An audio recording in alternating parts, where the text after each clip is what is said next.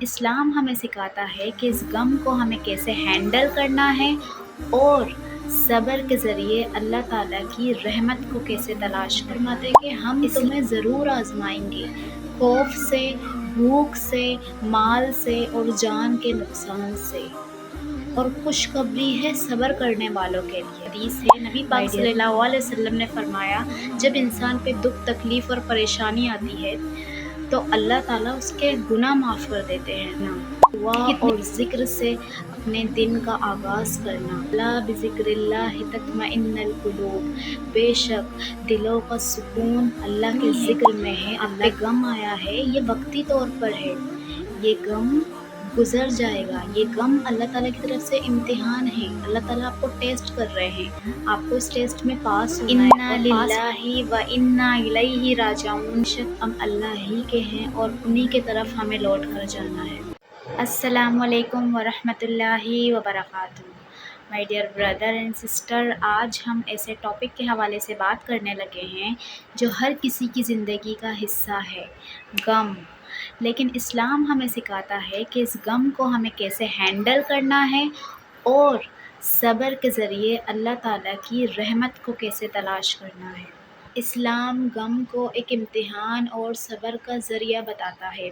سورہ بقرہ میں اللہ تعالیٰ کیا فرماتے ہیں کہ ہم تمہیں ضرور آزمائیں گے، خوف سے، بھوک سے، مال سے اور جان کے نقصان سے، اور خوشخبری ہے صبر کرنے والوں کے لیے۔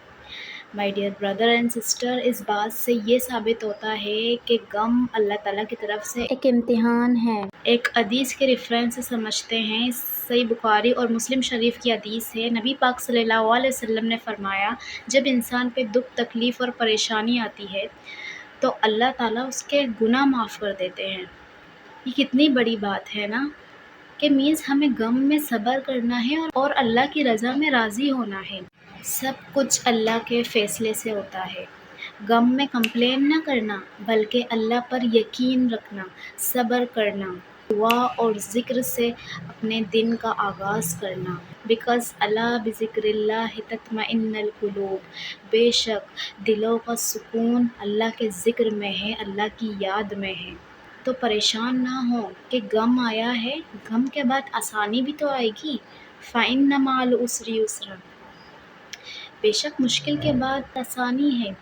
آپ پہ غم آیا ہے، یہ وقتی طور پر ہے، یہ غم گزر جائے گا۔ یہ غم اللہ تعالیٰ کی طرف سے امتحان ہے، اللہ تعالیٰ آپ کو ٹیسٹ کر رہے ہیں، آپ کو اس ٹیسٹ میں پاس ہونا ہے۔ اور پاس کیسے ہو سکتے ہیں آپ؟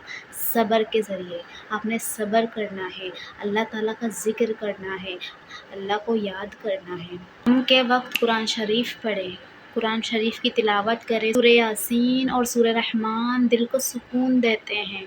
پڑھ کے تو دیکھیے، ہم کیا کرتے ہیں، جیسے ہم بکس پڑھتے ہیں، ہم نے قرآن کو سمجھا ہی نہیں ہے، سمجھ کے پڑھا ہی نہیں ہے، ترجمے کے ساتھ پڑھا ہی نہیں ہے، تو ہمیں سمجھ ہی نہیں آنا۔ جب ہم قرآن شریف کو ٹرانسلیٹ سے پڑھیں گے تبھی تو ہمیں سمجھ آنا ہے کہ اللہ تعالیٰ ایکچوئل میں ہم سے کیا فرما رہا ہے۔ تو قرآن شریف کی تلاوت کریں، کوشش کریں کہ ترجمے کے ساتھ پڑھیں، چیریٹی کریں، صدقہ دیں، اور زیادہ سے زیادہ انا للہ و انا الیہ راجعون پڑھیں۔ یہ زیادہ سے زیادہ کثرت سے پڑھیں غم کے وقت، غم کے دوران۔ بے شک ہم اللہ ہی کے ہیں اور انہی کے طرف ہمیں لوٹ کر جانا ہے۔ ویڈیو کو صدقہ جاریہ سمجھ کر شیئر کریں۔ آپ کی وجہ سے کوئی یہ ویڈیو دیکھے، اس کا اجر آپ کو بھی ضرور ملے گا۔ دین کی بات آگے پہنچانا صدقہ جاریہ ہے۔ جزاک اللہ خیر۔ السلام علیکم ورحمۃ اللہ وبرکاتہ۔